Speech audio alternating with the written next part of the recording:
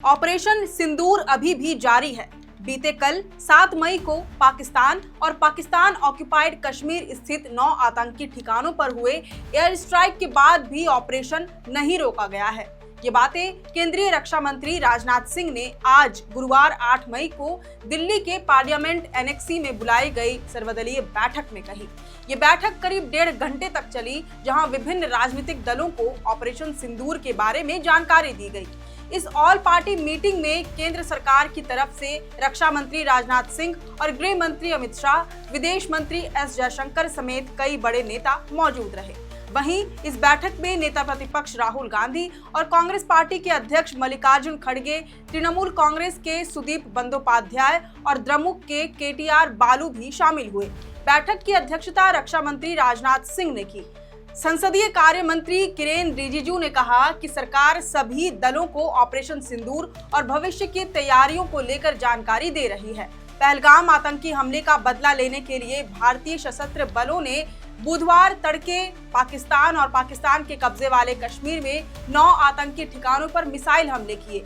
इस air strike में जैश ए मोहम्मद का गढ़ बहावलपुर और लश्कर तैयबा का अड्डा मुरीदके को भी तबाह किया गया। भारतीय सेना के इस हमले में करीब 100 आतंकी मारे गए हैं, जबकि उनके कई कैंपों को हमारी सेना ने पूरी तरह से तबाह कर दिया है। ऑपरेशन जारी है, इसलिए सटीक संख्या बता पाना मुश्किल है। अगर पाकिस्तान ने उकसाया तो फिर कार्रवाई की जाएगी। किरेन रिजिजू ने कहा कि जैसा सोचा था वैसा ही सभी दलों ने सहयोग दिया। बैठक बहुत ही सकारात्मक थी। हम बैठक से एकजुट होकर बाहर निकले हैं। सभी राजनीतिक दलों ने परिपक्वता का परिचय दिया।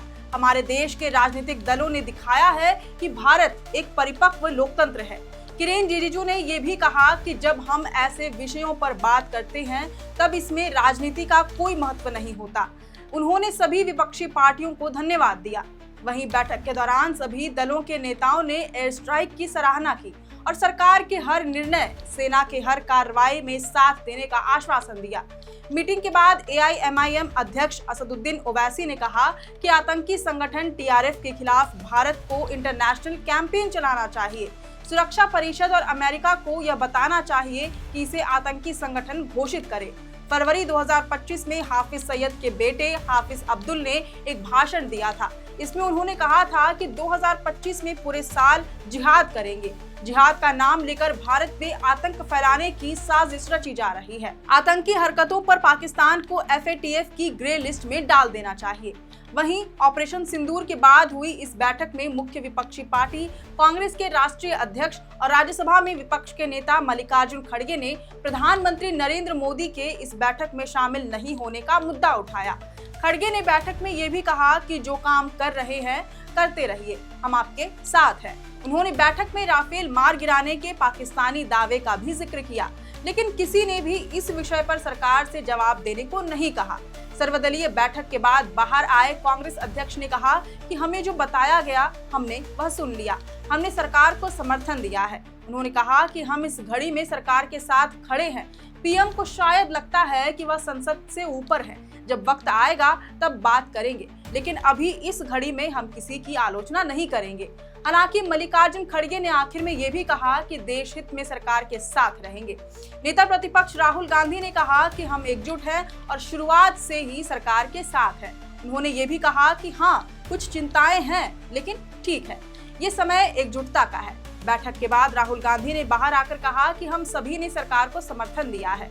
सभी दलों के नेताओं को बोलने के लिए 4 से 5 मिनट का समय दिया गया। कांग्रेस के साथ ही समाजवादी पार्टी ने भी सर्वदलीय बैठक से प्रधानमंत्री की गैर मौजूदगी का मुद्दा उठाया।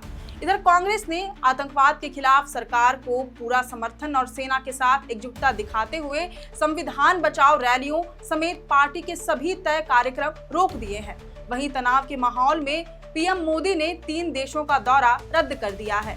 प्रधानमंत्री नरेंद्र मोदी 13 से 17 मई तक नॉर्वे, क्रोएशिया और नीदरलैंड के दौरे पर जाने वाले थे। आज के लिए इतना ही। अगर आपको ये वीडियो पसंद आया हो तो इसे जरूर से लाइक और शेयर करें। हमारे चैनल लोकतंत्र 19 को फेसबुक पर फॉलो और YouTube पर सब्सक्राइब करना ना भूलें। फिलहाल लेते हैं अलविदा। जोहार।